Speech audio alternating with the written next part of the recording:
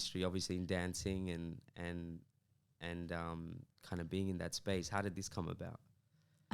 So I was running the Indian dance school before I got married and before I had kids, and that was handed over by my mother. She's a dancer, so it was kind of like in the family already.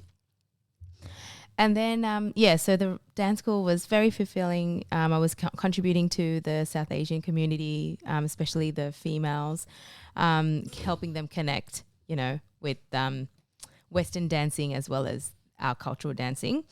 I was the only one that was doing that back in the 1990s and early 2000s. And eventually I got married, became a mum, and I started, I got my Zumba license.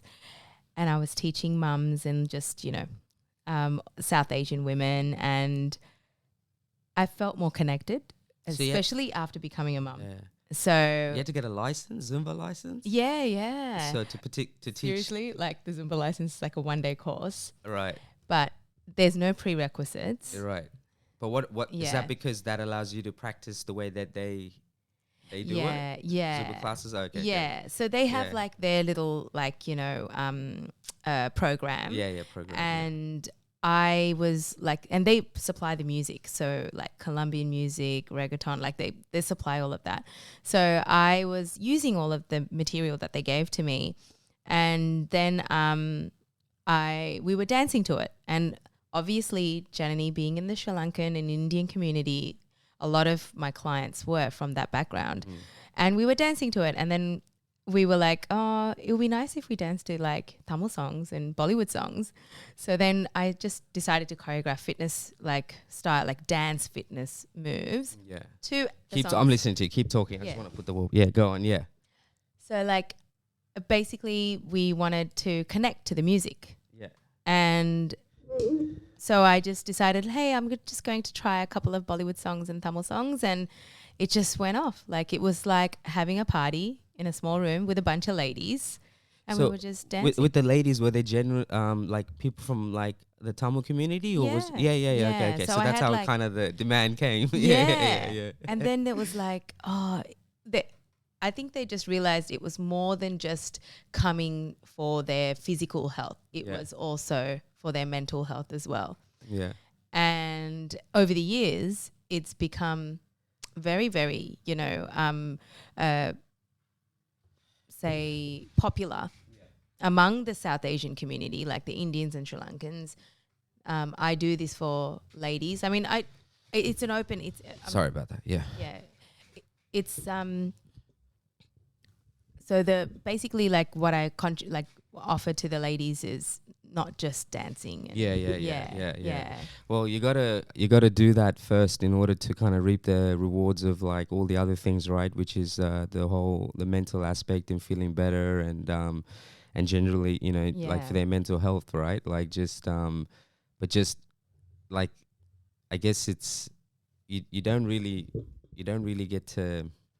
I don't know. You don't really get to experience that and experience the fulfillment till you do it, right? And I guess you've kind of provided an avenue.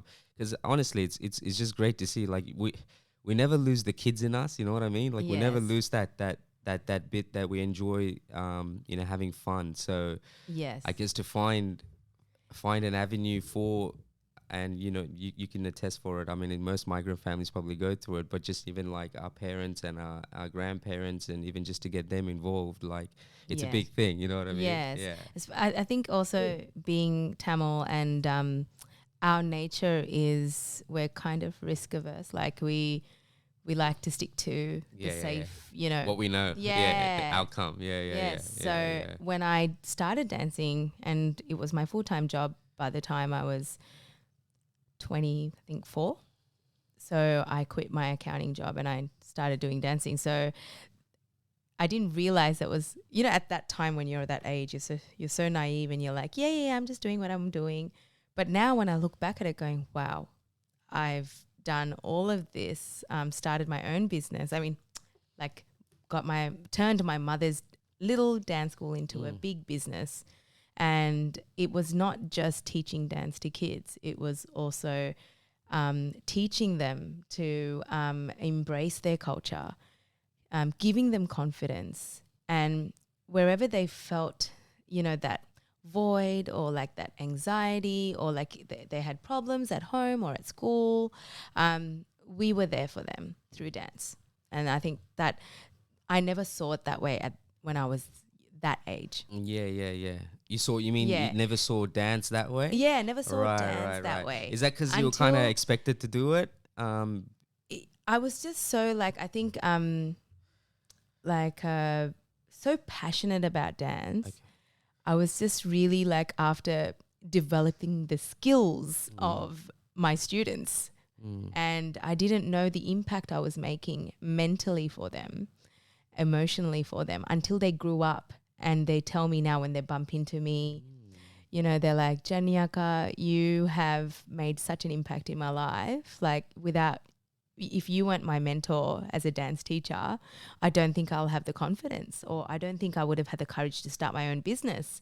I saw you run that dance school at such a young age. And so right now I feel like I've something so small that I thought I was doing. It's amazing to see that it's actually made a larger impact. Yeah. What made you realize, in terms of it turning it into your business? It must be nice. Talk about that journey for one, but it must be nice to turn something that you're genuinely passionate about and make it part of, I don't want to even say career, because I know for a fact it probably doesn't seem like that, right? You're doing what you love essentially, and to make a living out of it. Yes. What's that like? It really doesn't feel like work to me. I feel like I'm just going, it's my timeout. Like, how people go to the gym as a timeout? Like, I'm like, when I leave the house. It's your space. Yeah. When I leave the house, I'm like, I really look forward to going to my work. Yeah, I really do. There are moments, there are challenges, like running your business. Like, you have to be your own motivator to get the paperwork done, do the marketing. Like, when you're working for someone, you have a deadline to meet, you have like people to answer to. But when you're running your own, thing that you want to do, you have to motivate yourself.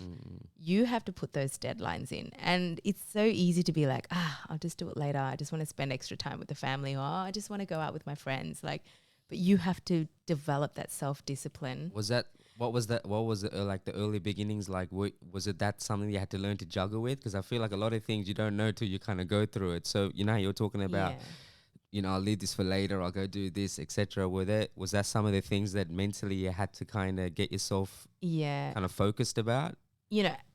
I was at an age where there was a lot of, distractions.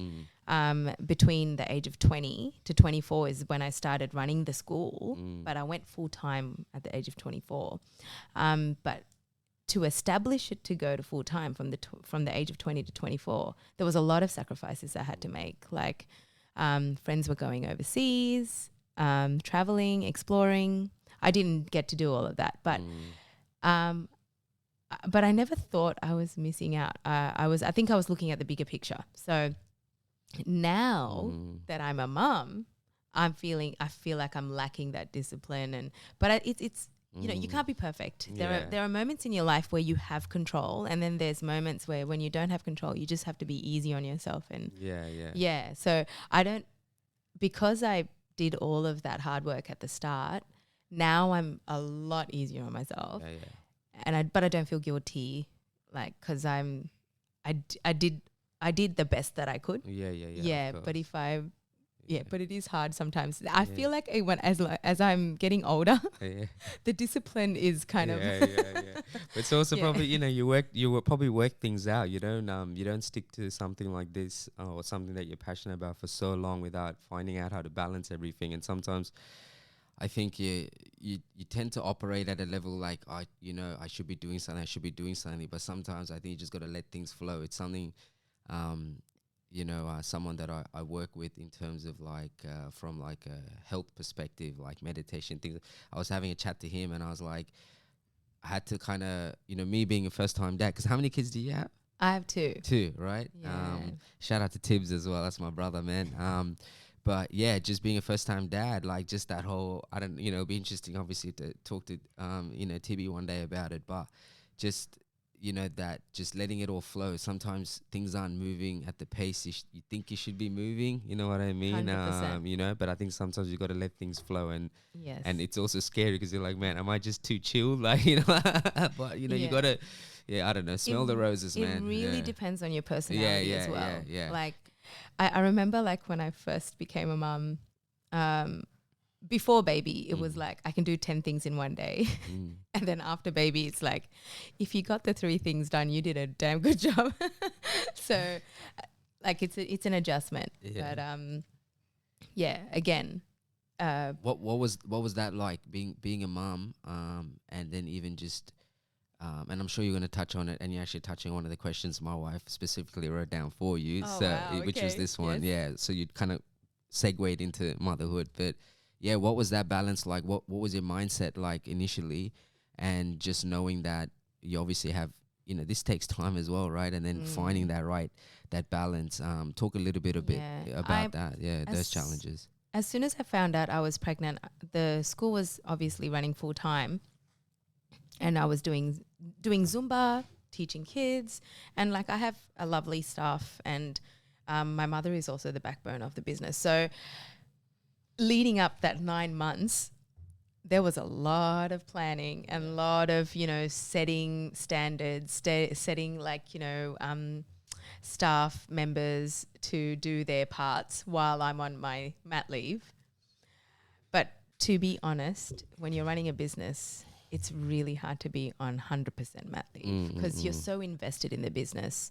You have to build that separation when it's your family time and when it's your, and that is the hardest part I find. Because you can go too much one way. And this phone, like you hear a little SMS and then you're like, oh, I need to answer that because it's a potential client. But now over the years, I have had to say, no, it's family time right now. You can answer that on Monday morning. So, but it's not like it happened overnight. Like I've had to train myself, and TB's been a really patient husband to allow me to navigate through that. It's funny because sometimes I think when you talk about like how it doesn't just happen overnight, I think you eventually got to get to a point where when you do it or you do something, right, you're self-aware of it. And you kind of tell yourself, yo, like I know, and the reason I'm saying this is because I'm at that now. Like I'm a lot of that now. Like every time I have a bit like over the stupidest things or whatever it is, right? Like with this like coffee and the froth and all, you know what I mean? And it's like I had such a good morning, like I meditated, all these things, and you kind of got to remind yourself, like, yo, what is this like in the grand scheme of things? You know what I mean? But it's that self-awareness, like doing certain things, like I think when you start to be self-aware, you're doing it. Especially like if you're being a creative content maker, and I'm like on the creative side as well. You have ideas popping up in random places at random times. And then so you have to teach yourself to like note it down or record like, yourself with that idea so you don't forget it. It's thank God for technology. Like we can actually do that now. But back then you have to like grab a piece of paper and a pen. Right. Sometimes those ways still are the ways to go, right? Like it still works. So with motherhood, like I would say like you just have to really find those like a routine where you have to separate yourself. Otherwise you'll be spreading yourself thin. What's detaching that emotional connection like what is it that you kind of tell yourself in those moments that you might have mother's guilt or which I found out exist both ways. Even I get father's guilt sometimes. I'm not gonna lie, but how do you manage that? What were some of the things that kind of you believed, or those moments that you kind of did that helped you even emotionally detach? I think the guilt kind of wears off as your kids get older, for sure. But when they're really dependent on you, that's when you feel the most guilt. So I remember feeling guilty when Namesh and Nikita were in their toddler years. But now my daughter is 5 and my son is going to be 10. So it's very different now. Like I can actually confidently leave them. So, but going back when they were dependent on me, yes, I felt guilty. Like there was two guilts. One is you need some time out and you need to socialize. And then the other guilt is you're leaving them to go to work, or your like my work is running the dance school. So like, yeah. So there's two types of guilt. Yeah. But I think you just have to say, this is what helped me actually. I forgot the podcast, but I heard it a long time ago from which podcast, but she said, your actions empowers your kids, right? So if you're at home and you want to stay home and be a mum, then that is what your kids are going to see. And if you're fine with that, then do that. But if you want your kids to see you going to work, socializing with your friends, showing how a mum, like if that's what you want your kids to see, then show them that. So that's what made me I really resonated with that. I'm glad you said that, yeah. So when I'm like, yeah, it's mum time now. So I can confidently say it because I'm teaching my daughter, like, we don't just stay home and do there's nothing wrong with that. Yeah. I know what you mean though. Yeah. We're trying to help them understand, like we do have another life than being a mum. Yeah. I'm a big believer of that. Like for me, especially, like I know we were touching on it earlier, but even just with me boxing, things like that, like it's got to be something really motivated for me, even just at where I'm at now, to want to go through it, and it's something that I've, like yourself, found dancing. Like I found it, I guess, during my time, what I mean? And and it, it's like, I can't wait for him to even just be old enough to just be in an environment. And it's not about forcing that onto him, but it's like seeing the hard work, you know what I mean? Seeing what it's so like. rewarding, and I'm very big on it. That's why I'm glad you said it, because personally, that's my belief too. Like, that you got to show what, you got to show, but you got to show what you're trying to, and in turn, it's actually benefiting them. You know what I mean? And it's not necessarily doing the same thing you're doing, but it's kind of unlocking those pathways, for them to be able to see things, That really helped me to understand how not to be guilty. So if they see you, like if he sees you, training hard when you're going to do a boxing match, that seeing that is, it's just energy, right? I believe in it. So talk a bit about your passion for teaching, man. So clearly it shows you, I mean, even not just teaching in general, but obviously teaching dance. Yes. But like obviously you must come across like your own kind of hurdles, like, in terms of like even just, doing that job, but then obviously you got people that you got to communicate with, and sometimes, sometimes things may not go the way you expect, you expect it to go, right? Talk about a love for teaching, and just, what is it about it that you really enjoy? Well, with dancing, there's 3 components. One is you can choreograph, one is you can perform, and one is you can teach the other one. Yeah. So you can be good at all 3. Or then you have dancers who specialize in, like, they'll be a great performer, but their teaching skills might not be might not be their strength. So for me, I think my strength is teaching more so than performing and choreographing. And I started teaching. I had the opportunity to teach at the age of 13. So my mother was like, you know what, you can teach one of my dance groups. They're doing like a dinner dance night, and they want us to do like a Tamil cinema song. And my mum's like, you do jazz, so just put a bit of jazz steps into it and teach the kids, and that's how it all started. This whole, like, because everyone was only doing Bharatanatyam back then. No one was doing like Kuttu dance or like Tamil cinema dance. Mixing it up. Yeah. And this was back in 1994. And then that's when I first started teaching. And I was teaching like my mum, and my mum was a Bharatanatyam teacher who's Indian classical dancer, and they are strict. It's like very similar to ballet. And so she was strict. So I was like really strict like her. And then my mum told my jazz ballet teacher, oh, by the way, my daughter is teaching and she's doing a really good job. And then she got really interested and she was like, oh, maybe I should train her to teach at my dance school. So then I got hired at the age of 14 to train as a jazz tap ballet teacher. Oh, nice. So that environment was so different to like learning, classical dancing. Yeah. So she really taught me how to nurture kids and be really, and be very mindful how I, behave in front of kids. So I got... Damn, so you got the full, you got all the elements mixed in. Yeah. So I was very lucky the yin and the yang. Yeah. It was funny. And so I was very grateful to have both mentors that taught me like discipline and I was quite strict in the jazz tap ballet school at the studio but that was my style, man. And back then kids don't talk back. So they actually took it in, and they danced, they listened.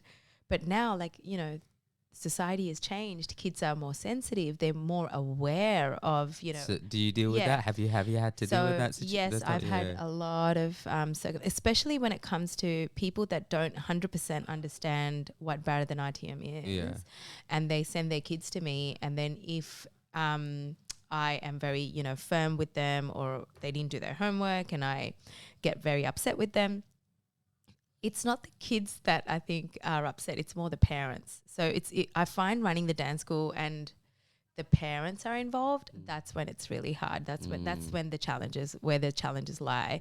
Whereas with teaching fitness, you're teaching like people, like-minded people, right? Yeah. So there's no challenges involved there. What's the feedback like with the fitness, and just, the programs, and, I'm sure you have a lot of people that have now probably done it for a while. What's feedback been like? And even more interested, like people of our parents' generation, which is so good to see in some of the videos that I see. Like for me, it just shows it's just, when you're stuck within the parameters of what the world has told you that this is, this is all you can live, or this is life, when really it's bigger, right? And that, I guess in some ways, I'm sure that's what you're fighting for in terms of pushing the ceiling, in representing your community and your culture, something that's been taught to you. It's it's the same thing. It's realizing that these are all just little ceilings that it's kind of programmed, and just to see them in that environment, it almost shows like they belong, right? Yes. But what's their feedback like to you when they go through? Shifting from the dance school to the dance fitness, dealing with mothers, and there are non-mothers that come to my classes as well. It's the energy. They're really after energy. They're really after motivation, and I think they're really after some sort of like magical transformation. Like they want the magic pill. And they think I have it, but then as long as they don't know, you got it, man. It's all right. Yeah. So they come and they feel comfortable because they're surrounded by people that they're familiar with and from the same background. I guess that's why they don't go to the gym, and that's why they come to me. And it's become more than like they just come to class and then they just go. Like we've actually created a really nice close community of ladies where we do social events every 2-3 months. We go out, we do painting, or we do salsa classes. Like we're just trying to empower them. And really, like my generation, we're doing good with the whole self-care and me time, but my mum's generation and some ladies older than her, they have no idea what that is. So some of those ladies come and they're open to this is like, I need to do this for myself. And then they actually do, because we've educated them through like our little social group. Yeah. So it's done really well in terms of better their health, And we also created a WhatsApp group, Yeah, nice. healthy eating. Yeah. Like I just Keep each other accountable. and we have this group going, and then we'll take photos of our meals and we'll send it to each other. And they're just like, it's the best thing because it's not like I'm just like on their back going, hey, what did you eat? It's like as a group we're giving each other ideas, understanding that by you doing your job, like you're helping someone else, motivating and someone else, and I'm also empowering them. 100%. Because when they send the photo, they're like, oh, like I'm doing this. And then when another lady acknowledges their meal and says, oh, send me the recipe, this is amazing. Like I'm talking about the tiniest thing that can help a person, like boost the person's confidence. And so that's what we do. And I always find like even for them to be part of this, right? Part of something that you've created, there's always got to be a sense of that's who you are, because it's like when you read a book, right, and you come across something and it resonates with you. There's also like, oh, that makes sense to me, but it also makes sense to you because that's what it resonates. It resonates with you. So I think even providing that platform of like being able to, not only are you exercising at the same time, you're having fun, you're learning something, and doing it in a way that that brings you fulfillment. Like you have to have that in you to want to do it as well. So it just shows you, going back to what you were talking about, like even our parents' generation or the generation even above that, right? Like elderly, like they got it in them. So it's almost like, no, it's not something like new in the sense of how they feel. It's just this is who they are, but haven't had the platform to be able to kind of enjoy it this way. You know what I mean? But when you do provide it, you realize so many people, like it's like when you're like, oh, I didn't know that. You know what I mean? When you talk to someone, you're like, you think you know them, right? But I feel like there's always a part of like that's who they are. And I think by providing that platform, you filter them out and you see like, oh man, you actually enjoy doing this. You know what I mean? And so I think it's really amazing in that sense. It really does, like it really makes them feel young as well. And that's what they want to feel. That's why I said to you, like you never lose that child in you that wants to have fun, that wants to enjoy life, right? You never lose it. You can only suppress it. You can only stop it and starve it. You know what I mean? But when you do certain things, you're like, man, it just keeps you alive, and there's nothing wrong with that. That's we're human beings. You know what I mean? So I think it's important, and you realize, man, like especially touch wood, this is just my prediction, but like when we get into the 50s and 60s, from what we've learned, I would like to think physiologically we're going to be different, mentally we're going to be different than what a typical, like say 3 generations, what a 60, 70-year-old felt like. You know what I mean? Just because of everything we know, a lot of these things you can do throughout life, and you realize like, like the knowledge is like, that's what I'm saying. I'd be very surprised. I'd be very surprised if physiologically just how we look and everything will be any same as what it has been. But talk about the spiritual connection, man, because I understand how there's discipline, and I know where the confidence, you can tell where the confidence would come from, just to be able to even just to do it in front of someone, let alone a crowd, right? Like I'm talking in general for people, like transforming through doing through doing your classes and your programs. Like I could see where those little things can really help elevate them. That like I could see where the discipline would come from, because you do need to have discipline. It also gives you confidence.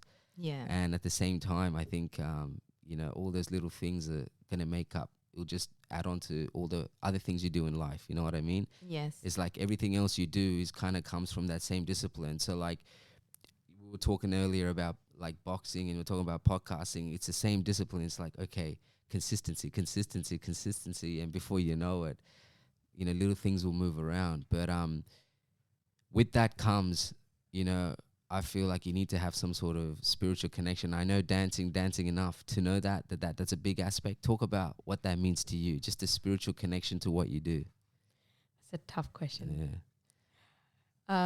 It's called Into the Deep podcast for a reason. I just tell people that when a question like this pops up, I'm like, I don't really think I think because I'm so busy, I don't think that deep into what I've done. I don't really dig deep, and thank you. I think you're making me do that right now. No, because the reason I asked that question is I know for a fact that the people you talk about that it's helped transform their lives, you have to go through something in that to feel the way they feel, you know what I mean? And I guess I can understand when you're so busy, you don't have time to think, but it's very deep, like you know what I mean. There's a deep spiritual sense to dancing, whether it's culture or in general. Like I don't know how to explain. I think it's like when you do boxing. Like for me, dancing, it takes me to another world. You know, I forget about all the stress. I forget about all the problems, and it makes me feel like a child. It does. I feel free. And if I did not have dance, I was thinking about this because I'm celebrating my 20-year of running IDS this year. We're having a very big concert. And when I look back at the 20 years, I could have not run the dance school full time, and I could have just taken my full-time job as a tax accountant. And how would I be right now if I didn't do dance full time? I don't think I would be this free spirit. I really don't think I would be. Yeah, I feel like dance has definitely given me like this edge to life. I'm always trying to look for new things and trying to challenge, like, because it's that passion within. That's the difference between, passion and, just doing something for the sake of doing it. Yeah. So, like, man, you're really making me dig deep. Because you know why? Everything you're saying, I could tell. You have to have those qualities, or you have to feel that way, because that's, without putting a bar on what success is and it's just, I feel like creatives, and I feel like when you're trying to do something, like, you have to have those elements. I know that. I just wanted to hear you say it, you know what I mean? Because I can see that, I can understand that, because I feel like that is what you need, I think also because I'm like planning my 20th celebration, I did reflect it. You need to. Yeah. And when I reflected, going, geez, like, imagine if I just didn't do this. How would the Sri Lankan community be if I didn't start all of this? Who would have been the one that started it? Who would have started, helping all of these young Tamil girls to dance and to gain confidence? Who would have, I actually reflected like that, going, and it was such a gratifying, feeling like, that how dance has made such an impact. And I can say this, that I'm really proud, because I'm one of those people that I'm a hard worker, and I can never turn around and say I'm proud of myself, because I'm like, I'm keep going. And you got a long way in your journey too, you know what I mean? Like, as much as you're reflecting, there's so much more coming, you know what I mean? Like, but you gotta smell the roses. You gotta sometimes pat yourself on the back, like, I love seeing things like that. Like, I really do, because I don't know, it's just, you get to a certain point depending on what your journey in life is, but you start to value things differently, and I feel like that's kind of where I'm at. Like, I really value the little, like, when I mean little things, it's like even just with what you're doing and just that impact, and you realize, like, there's ways around what you're trying to do and how you help, It's funny, right? Like, there's a bit of a segue, but like, I was thinking, like, just when people say, you can do something with your life where you're making a living and help people at the same time. I never really understood what that, you know what I mean? Because I'm like if I'm doing my corporate job or whatever, I'm like, fuck, how do I get satisfied? How do I tick that, Then when you think about what you really want to do, you're like, oh, how am I never? But yeah. Can I say, when I was like, again, naive Janani at the age of 18 and 19, I'm going to start my own dance school. That's what I'm going to do. After the HSC, I'm going to start my own dance school. Everyone's like, how are you going to make a living? As an accountant, you get more money. Yeah. Like Yeah. these were the words thrown at me, like 100%. like 100%. a billion times. Yeah. And so for me, I'm really lucky. Again, my mentor, my ballet teacher, my jazz teacher, she goes, follow your passion and the money will follow.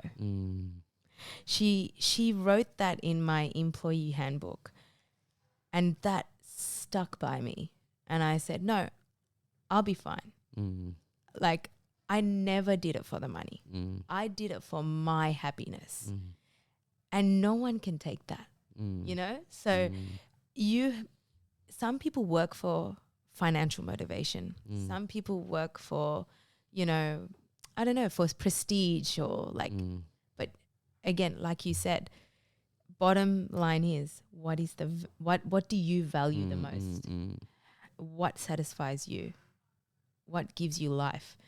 And I think anyone and everyone, you know, ideally would want to do what they want to do, right? But you also got to appreciate the people that have to fight those hurdles. And, you know, you're talking about like just what's fed to you when you're young and what's deemed successful. Like, you know, I've been through that. Like, I can vouch for that, you know, and then realizing, nah, man, like your heart's in different places, and you realize like, and then you got to kind of make peace with the fact that there's nothing wrong with like the generation before even thinking that way, because that's the life they grew up in. And when you're conscious enough to understand that, you take all that energy that you've probably been putting there, like, oh, you know, I wanted to do this when I, you know what I mean? But it's not too late. That's the beauty of it. And that's it. And I feel like when whatever concept or whatever you're passionate about keeps ducking in and out of your life, you know, you know, there's stages where I'm like, oh, like I didn't even bother, you know, like the whole idea of even just what I'm doing was in my early 20s. Like I'll be 36 this year. It's only when I'm just turned 30 or just after 30 that I really pursued. It's only been 2 years, you know what I mean, in what I'm building. But like the idea still ducked into my life in my late 20s, like, we were moving places, and my wife found the business, like the registration page. She goes, "What's this?" And I explained the whole concept, and that's how it all started. And eventually, me pulling the plug, and you know, so I feel like going back to what you've built and what you've created, you got to appreciate the fact that in that climate, you still had the fortitude to be like, no, this is how I'm gonna go. This is how I'm gonna go about it, because. Like I said, it's easy to sit and dream, and it's easy to sit and say, I'm going to do this. It's so easy to sit and say, this is what I want to do. But actually putting in the work, and when things aren't even moving, when things aren't even going the way you expect it to go, you still got to have your self-belief and be strong about it, you know? And so as much as there's credit, for the fact that people and anyone probably wants to be able to do something that they're passionate about and make a life out of it, you still have to make those changes and those decisions in your life that is scary decisions. So you should be applauded for that. You know what I mean? And you know, because it's because being a mum as well. Like the easy thing is to, you know what I mean? I can have financial security and know that, right? And know that, you know what? Regardless, I'm providing for them. But then to chase something, it is something like, for me, that's success. You know, and it's something that I guess I'm trying to get people to understand is that. You know, when we think of success, we think it's unattainable, unreachable, you know, you can't touch success, you know, in terms of people and status and things. But man, there's people around us that are doing things that it takes, you know, pardon my language, real balls to trust yourself and back yourself and do it. You know what I mean? But at the end of the day, you have to ask yourself, are you happy? Because the journey has to be, you're working hard towards the success point, right? We got to remember, like, to still live life during when you reach the success point. Like, as in, there's no success point, but I'm saying, like, But you always talk about innovating new ways, finding new ways. Like, that's how you know, man. That's how you know, because you're not satisfied. You know what I mean? You're never full. You're always starving yourself for more and more and more. And I feel like that's universal law. That's universal, like, you know, it's a type of connection that's telling you, yo, like you're doing something that you genuinely love doing. Because I just feel like all those little things, like follow your gut, all those, like they have a much more bigger value than what people by just saying it. You know what I mean? When you really, but it's being in tune with that and knowing that, this is what like I want to do. Like you said, there was a lot of ideas that I had, and you'll hear background noise, like people that didn't want to take the risk. Like including my mum. I wanted to bring uniforms to my dance school in 2007, 2008, and I designed it and got it all fitted, got it made, started selling it. And my mum was against it from the start. She goes, everyone's going to leave you. No one's going to come to dance class. Why are you making them pay? Why are you making them? Oh, my goodness. You know what? Now they're like, Jenny, where's the uniform? We need to buy the uniform. We need the uniform. My daughter's crying. She wants the uniform. Like, you know, you if you want to... If you have a vision for your business... It's a perfect example, right? You have two choices. Either accept it or keep fighting for what you believe in, right? And that's what I'm trying to get at, is that alone, making that decision is a big decision. Especially right? when your mom is saying it's a bad idea. But like she again, that Tamil nature. You know, what are they going to think? What are they going to think if you do this? Oh, they're going to leave you and go to another dance school. But I'm like, it's okay. I told my mom, it's okay, Amma. If they don't if they're not in line with my beliefs and they don't have the belief in me, then they can go. Like, but if they really believe in my dance school, they'll bring their child. I can't force everyone to believe in my dance school, you know. So it took her a while to be like, okay, but like there's always someone, man. You know, there's always someone that will have a connection to what you're trying to do. You know what I mean? And like people, like nowadays people are not competitive. Back then people used to be like, oh, you know. Or like going to different schools, you mean? But now it's more like it's a community now. So all the dance, all the different studios are helping each other. Nice. And it's very different now. And I love it. That's some real inside info there. Like, for those that obviously, you know. Like, you know, if you have, this is how, I think it's the generational change and the information and the knowledge that you are gaining throughout. Back then people were insecure and threatened, right? If someone else opens up a dance school, you're like, you know. But I'm looking at it as, hey, she likes doing what I like to do. I want to be friends with her. Have you found that it's elevated, like just in terms of like just dancing and just the whole, you know, just the whole culture behind it? Yeah, it definitely has. Like there's way more South Asian dancers now. So in other words, it's better to work together. Yes. Well, there you go. That's 100%. 100%. But so it's good to see that lesson being taught in that way. Yeah, because I feel like all of it, like just in terms of culturally, just who we are as a community and just all the things that happen, it all starts with the threat. It all starts with your neighbor, being threatened by your neighbor and how well they're doing, when you don't realize if someone has something to offer or you connect with the right people, you can elevate each other so much more easier than trying to, you know what I mean? But that's life, you know what I mean? You got to duck and weave. But I always find like you're not the only one that's sometimes crazy enough to think what you're thinking, you know what I mean? Sometimes you know it takes you doing it to see with like-minded. It really 100%. You don't feel alone. 100%. I agree. Well, look, we can talk forever, but I appreciate you honestly coming through. You know, I just honestly, it's amazing to see the work you're doing. And I don't just say that lightly. I understand the importance of it, and just, you know, what even just you giving back to the community, like. It's something I say, like, you don't have to go out of your way to make your purpose that, you know. Everyone has different ways of representing their community. I'm doing it my way, you're doing it your way.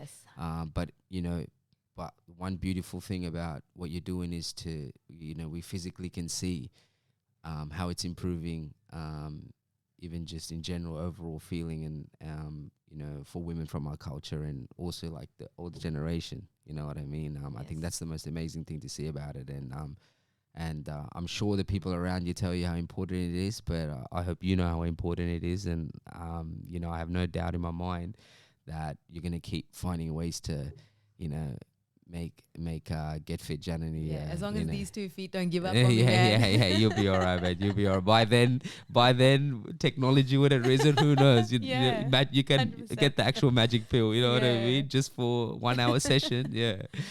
You'll be all right, man. Thank you so much for having me.